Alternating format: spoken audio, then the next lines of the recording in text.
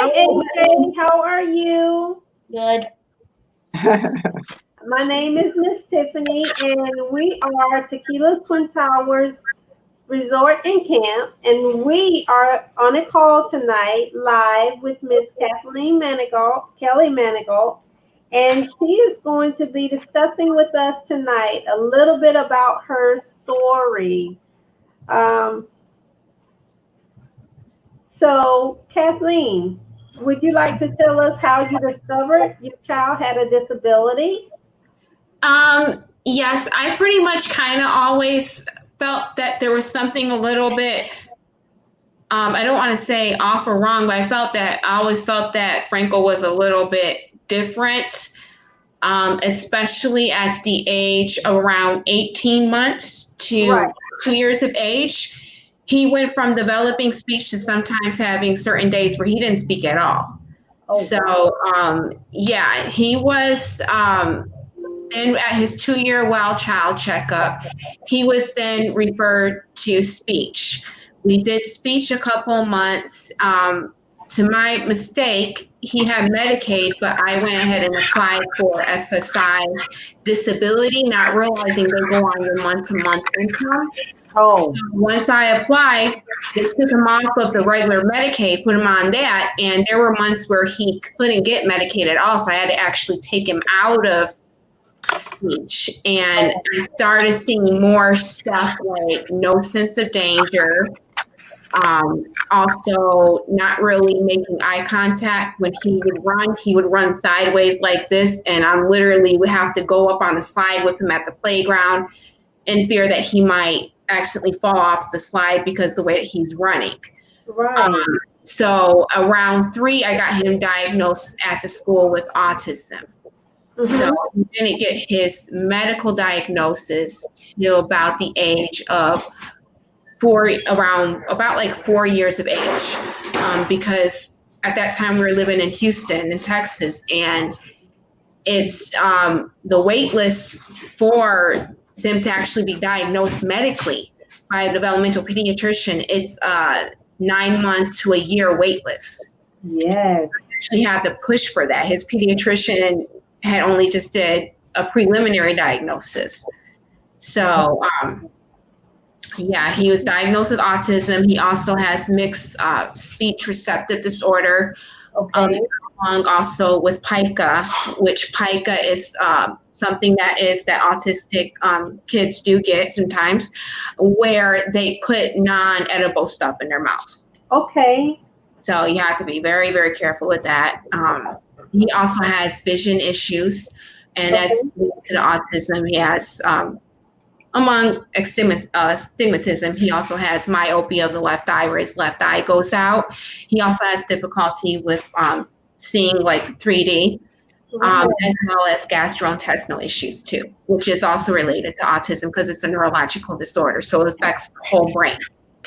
Oh, wow. So what are some of the challenges that you face as a parent with special needs child? Do you have problems with like areas you can go in, areas you choose not to go in, or like yes, places? a lot of times we have to stay away from crowded areas because we're on the computer. We're on the camera. What is that? I don't know. He has issues with being in a crowd full of people where I don't know if it's anxiety or what, but it comes up and he's being super overly active, hyper. Right. So he won't stay put. He'll go around. I said, everybody's in the picture. Let me be in the picture too. Hi. I said, everybody's in the camera. Let me be in the camera too. That's all right. Come on in.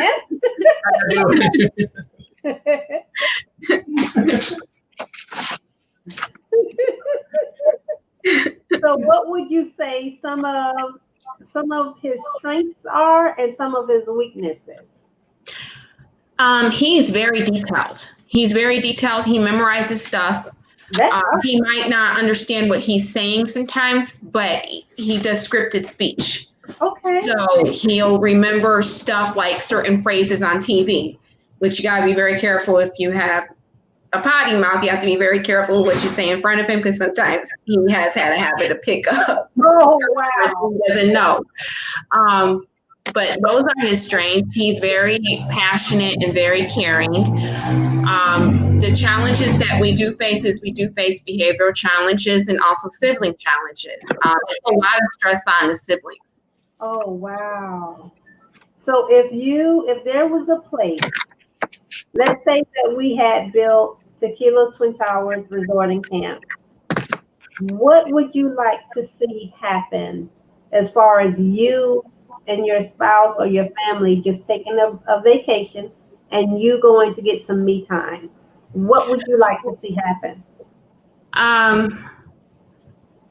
Well, like just like a place, I guess, to relax. Like for us, we kind of, because we're both together, me and my husband, we kind of, take turns. Okay. But I look at like, if this was someone that was a single parent, this would be very stressful. But I would say in regards of going to like someplace relaxing and having respite care for your kid is something relaxing, but something where the people are professional and they have experience in dealing with special needs kids. With autistic kids, they're at a very high risk of abuse. And it's sometimes not from the parents, it's from the school teachers. We've run into that issue with Franco when we were in Houston, which is why we're standoffish with having anyone watch him and stuff. Actually caught it on camera and saw it where the teacher was dragging him across the carpet because he kept on going underneath the table. So in my mind is I think there are other instances that were going on, but because he has an issue with communication. Right. Because we went from a kid that was liking to go to school when we lived in Houston to a kid that would get aggressive if you would mention school. So he came home and he had like a little carpet burn on his chest, and I actually lift up his shirt and I'm like, because my husband said he's complaining of his chest hurting when I was at work. And I'm like, for me, I'm a medical assistant. So I'm like, okay, if he's complaining of his chest pains, that's not something you want to play around with. I lift up his shirt. There was a Band-Aid over his injury where it looks like the nurse covered it up. No. Oh my goodness. And pretty much I called the Medicaid nurse and she told me what to do. She put out a CPS report. I also went to his doctor's office and spoke to the doctor, and he did the same thing. And he's like, go to the school immediately when you get out of here. Went to the school. The teacher claimed that he didn't know nothing about it.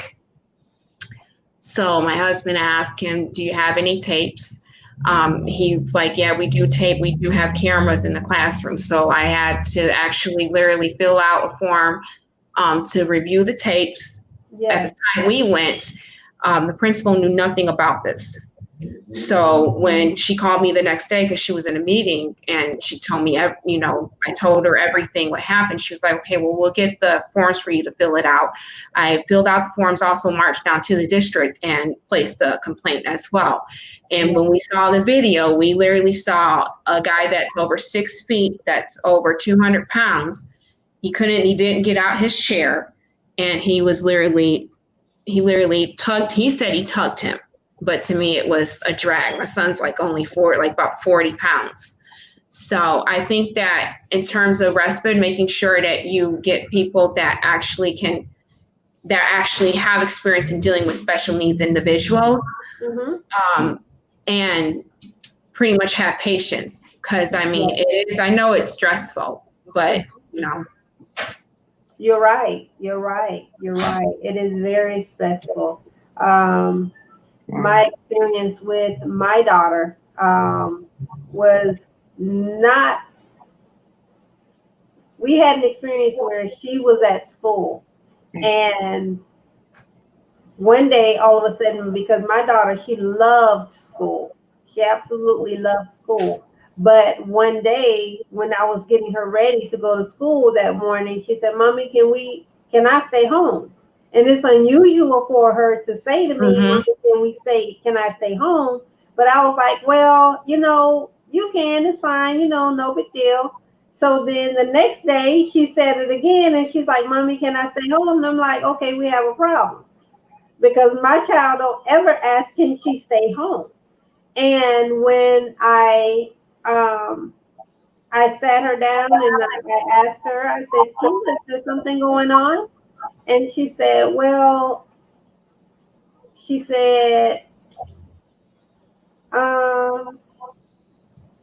I don't think my teacher liked me. And I said, oh, okay. I said, well, I tell you what, I said, let me call the school and let me talk to your assistant because she had a personal assistant. And I called the assistant that afternoon. And I said to her, I said, is there something going on in the classroom that I need to know about? Because for 2 days in a row, my daughter is saying that she don't want to go to school. Mm-hmm. And she said, well, Tiffany, she said, let me call you when we get out of class.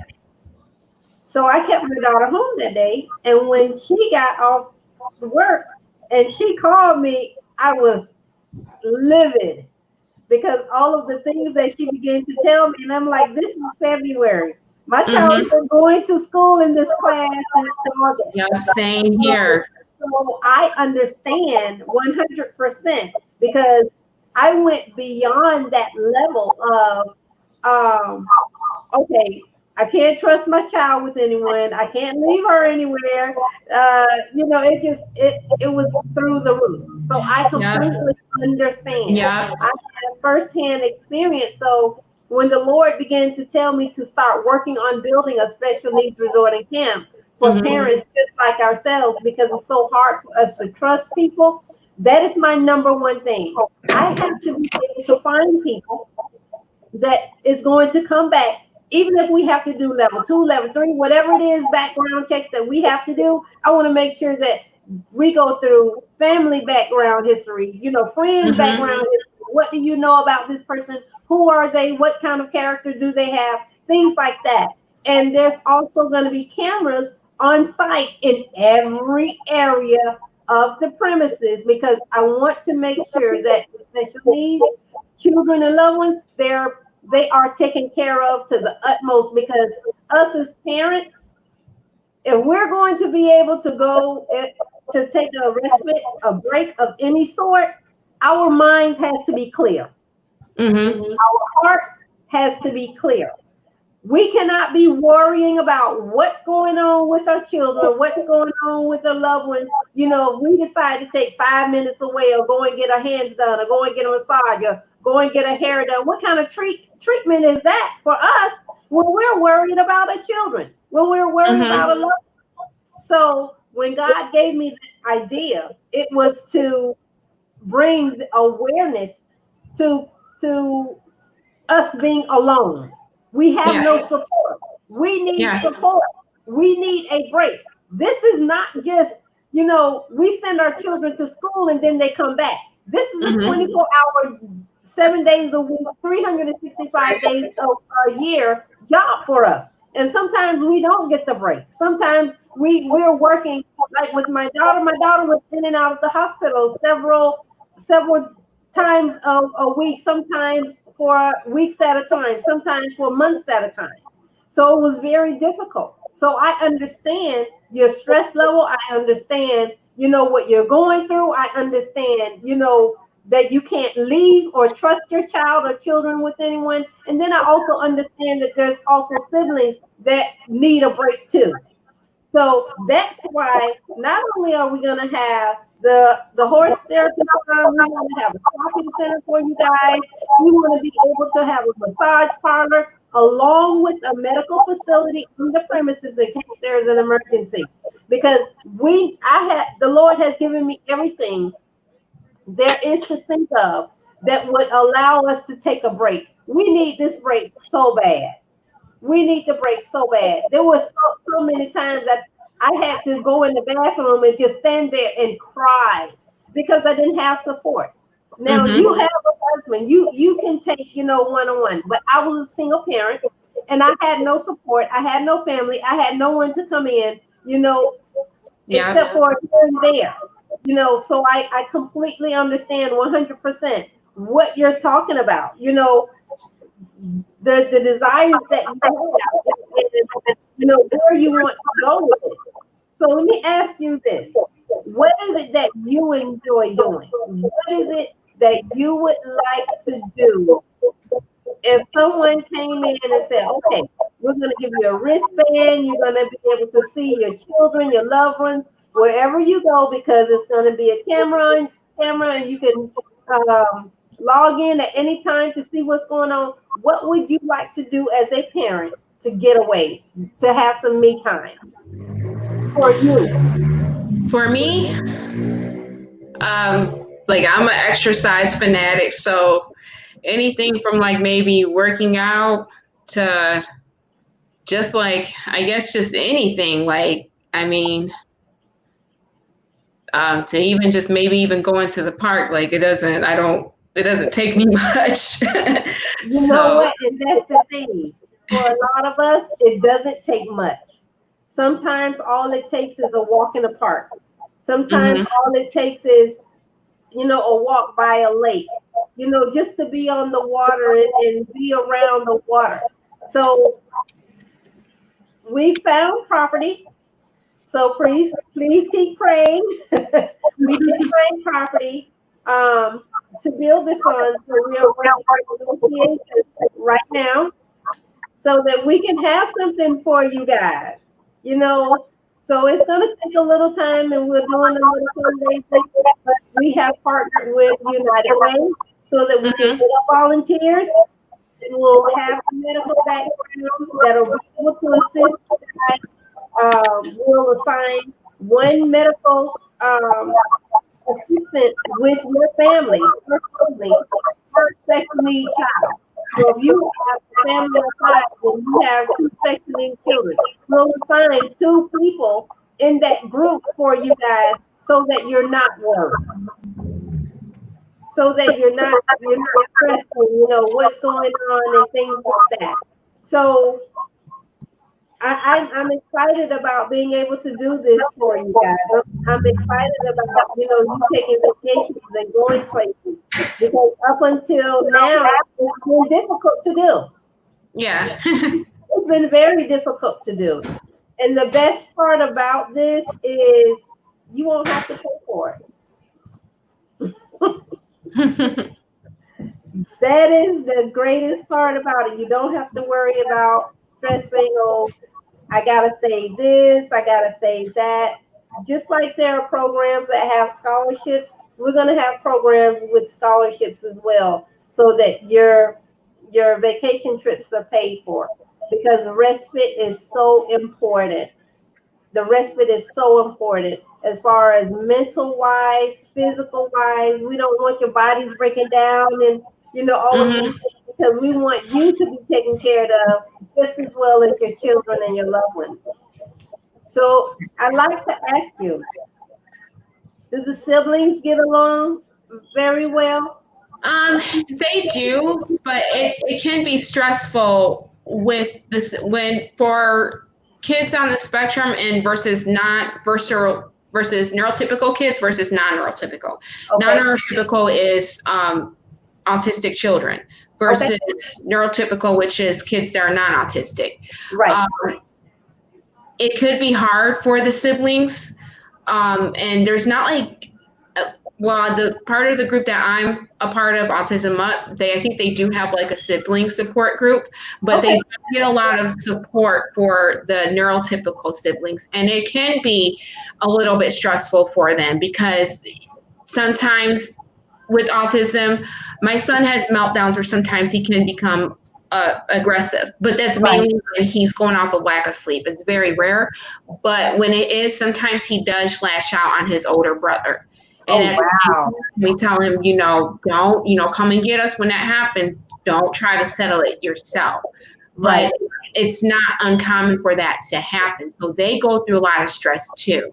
And then it's like I think sometimes for them it's hard because they feel that mommy and daddy has to pay so much attention to my younger brother or my older brother, because Right. he has needs that sometimes it's hard to actually even it out. And I think that they feel it too. Yes. AJ kind of now, he kind of is understanding it now more and more. But Right. when Franco was first diagnosed, he didn't understand it. Oh, And wow. he would feel that, I think he would sometimes feel that we were paying more attention to Franco. And Right. it wasn't until I started to take AJ to some of the ABA meetings and the parent training classes that he kind of started understanding. The therapist broke it down. You know, Right. the things that you're born with, Frankel's not born with understanding certain things, like how to make friends or how to address, how to communicate his needs and his wants. And when he wants to play with you, it might come out as him being aggressive. Right. But didn't know quite yet how to actually communicate that with him. So you have to teach it. So Right. add anything? Would you add anything? Let's say something. What school do you go to? Rice Community School 106. Is that a special school or is that just a regular school? Regular. Are you looking forward to going back this year, this fall? Depends. It depends. It depends on what? No, because what's going around right now.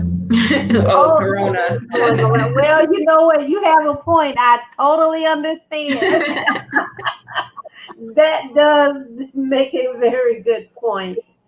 Well, guys, we are going to be closing out here soon. This is Tiffany McLaughlin with Tequila Twin Towers Resort and Camp, and we have also Kathleen Kelly Manigault, who has a child with special needs autism. There are a lot of different disabilities out there, and a lot of different parents with different aspects and things that they go through, daily challenges. And we just wanted to bring awareness to the different disabilities, the different things that they need help with, and learning how to support them. So please visit us at Tequila's Towers. You may also visit us on a YouTube page at Tequila's Towers, Tiffany Towers on Facebook. And you may also write us at Tequila Twin Tower Resort at gmail.com. Or you may phone us at 407-549-6004. And that is it. Do you have any questions for me? Nope. Thank you. You're welcome. And we are ending this call with Miss Kelly. This is Kathleen Kelly Manigault. Thank you for joining us tonight. You guys have a great evening. We look forward to speaking with you soon. Have a great one. You do the same. Thank you. Good night. Night.